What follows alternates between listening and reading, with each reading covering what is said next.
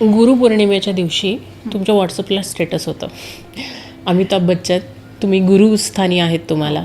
हो. या एकंदरीत सगळ्याच कहाणीबद्दल मला ऐकायला आवडेल. अमिताभ बच्चन सर हे या शतकातले कितीतरी पिढ्यानी पिढ्या त्यांना नाव असतात.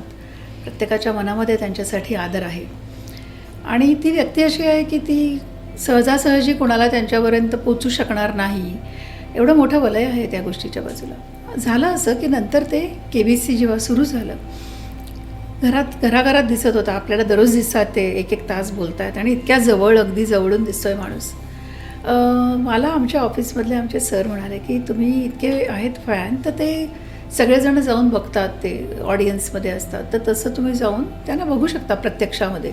आणि तिथे गेल्यानंतर मला असं कळलं की बरेच जण तिथे त्यांचे फॅन्स तिथे होते आणि ते अशा हातामध्ये बोर्ड्स घेऊन बसले होते, ABEF असं. आणि ते फ्लोअर मॅनेजर सांगत होते की AB म्हणजे अमिताभ बच्चन, EF म्हणजे त्यांची एक्सटेंडेड फॅमिली.